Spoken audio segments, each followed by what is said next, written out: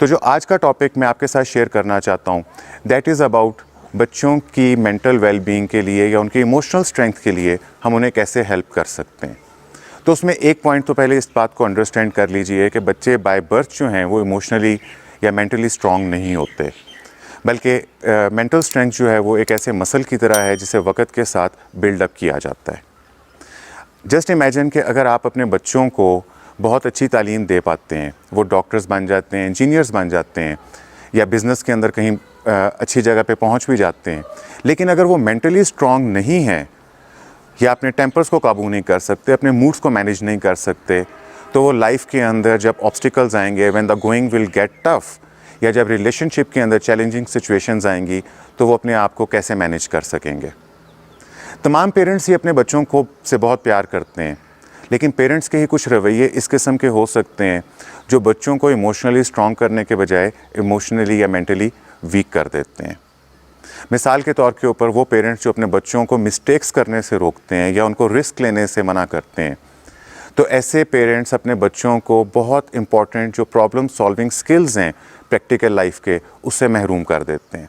बच्चों के अंदर वो स्किल्स डेवलप नहीं होते कि वो अपने मसलों का हल खुद निकाल सकें या प्रैक्टिकल लाइफ के अंदर अपना रास्ता खुद बना सकें।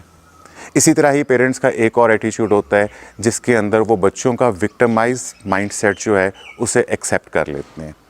जब बच्चे जो है लिमिटिंग बिलीफ्स के अंदर चले जाते हैं कि मैं ये नहीं कर सकता या मेरे साथ बुरा हो रहा है, तो वो उनको पैम्पर करने के लिए, उनको सूद करने के लिए उनका वो माइंडसेट एक्सेप्ट कर लेते हैं, जिससे बच्चों के अंदर मेंटल स्ट्रेंथ्स जो हैं वो कम हो जाती हैं और इमोशनल स्टेबिलिटी जो है in the long run of life वो कम हो जाती है। तो जो बच्चों को स्ट्रॉन्ग रखने के लिए, मेंटली स्ट्रॉन्ग रखने के लिए मैंने 3 कोर स्ट्रेटजीज़ जो हैं उन्हें जॉट डाउन किया, जो मैं आपके साथ शेयर करना चाहता हूँ। उसमें से सबसे पहली स्ट्रेटजी ये है कि आप अपने बच्चों का जो इनर डायलॉग है उसे पॉजिटिव, कंस्ट्रक्टिव और प्रोडक्टिव रखने में उनकी हेल्प करें। अगर आप चाहते हैं कि आपके बच्चे अपना मैक्सिमम पोटेंशियल जो है उसे इस्तेमाल करें, तो हमें एक ऐसा एनवायरनमेंट डेवलप करना चाहिए जिसमें बच्चे ना सिर्फ ये कि अपनी लिमिटेशन से आगाह हों, अपने पॉजिटिव पॉइंट्स के साथ आगाह हों, बल्कि जो उनकी पावर ऑफ एफर्ट है वो उससे भी बड़े अच्छे से आशना हों। अगर कुछ बच्चे ऐसे हों जिनका मेंटल स्ट्रक्चर या मेंटल बिलीव इस किस्म का बन जाए जिसे हम ओवर कॉन्फिडेंट कहते हैं, तो ऐसे बच्चे जो है कोई भी नई चीज़ जो है वो अच्छे से एफ़र्ट के साथ ट्राई नहीं करते, क्योंकि उनका इनर डायलॉग ऐसा हो सकता है कि मुझे तो सब कुछ बहुत अच्छा आता है, या आई एम वेरी ब्लेस्ड और आई एम वेरी टैलेंटेड, तो इसलिए मुझे एफ़र्ट्स करने की ज़रूरत नहीं है। इसी तरीके से अगर कोई बच्चे अंडर कॉन्फिडेंट हो जाते हैं, तो वो भी कोई नई चीज़ को ट्राई करने से पहले उनके अंदर एक इनर डायलॉग ये आ सकता है कि चूँकि मेरे पास तो रिक्वायर्ड स्किल्स नहीं है या मैं वीक हूँ, तो इसलिए मुझे एफ़र्ट नहीं करनी चाहिए क्योंकि मुझे रिज़ल्ट्स जो हैं वो नहीं मिल सकते। तो आप अपने बच्चों के साथ ऐसे क्वेश्चंस कर सकते हैं कि अगर बच्चे कहते हैं कि मैं पढ़ाई में अच्छा नहीं हूँ,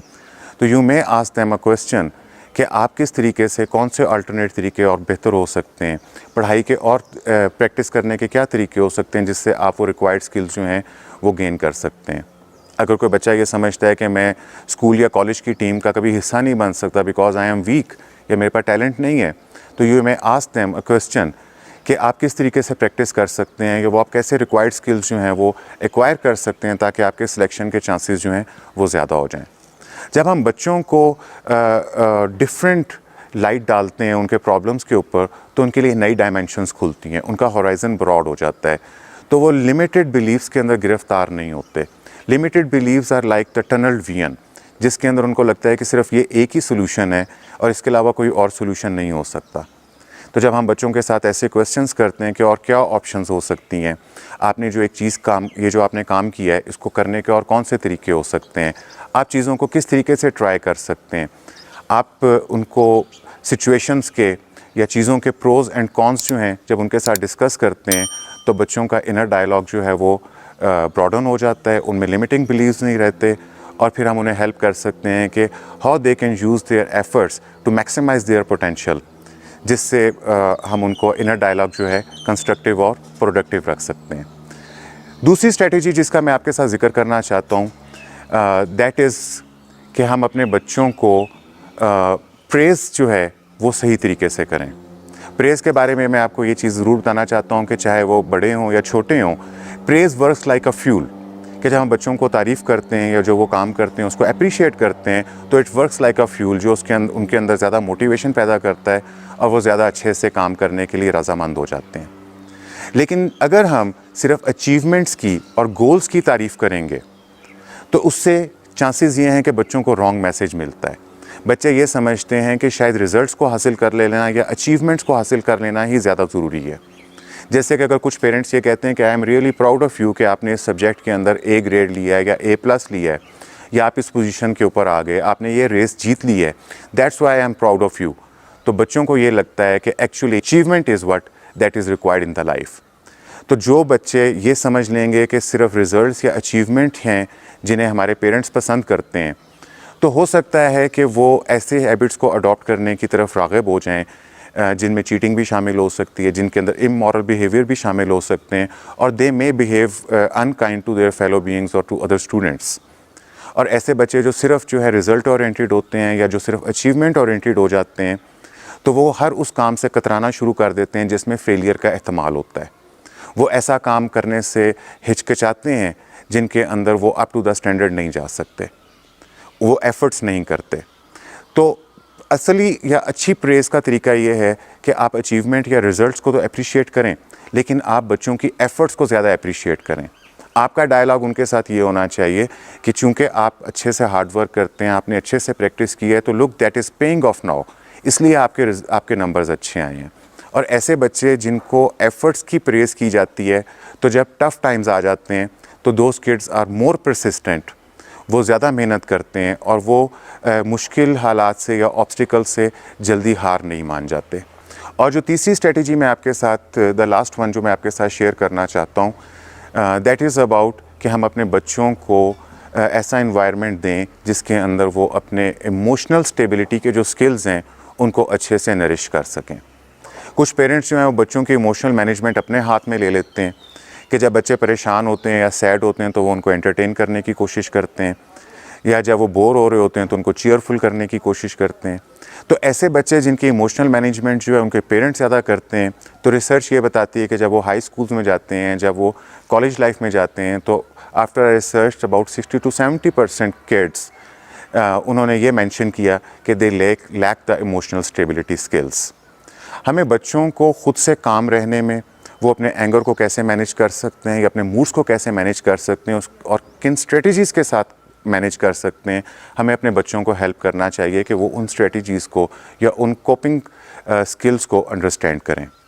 we have to tell our kids कि हर वक्त हैप्पी रहना जो है that is actually not required, बल्कि जो सैड इमोशंस होते हैं, जो नेगेटिव इमोशंस होते हैं, उन्हें हेड ऑन मिलना चाहिए ताकि हम उनको अच्छे से मैनेज कर सकें। बहुत सारे बड़ों के लिए भी इमोशनल मैनेजमेंट प्रॉब्लम होती है और वो उनके पास भी वो ऐसे रिक्वायर्ड स्किल्स नहीं होते, लाइक कि आप अपना अटेंशन, अपना फोकस जो है वो नेगेटिविटी से हटा के पॉजिटिविटी पे कैसे कर सकते हैं, और आप ग्रेटिट्यूड की स्ट्रेटजी को कैसे अपना सकते हैं, आप ब्रीदिंग स्किल्स को कैसे यूज़ कर सकते हैं to keep yourself more calm and cool.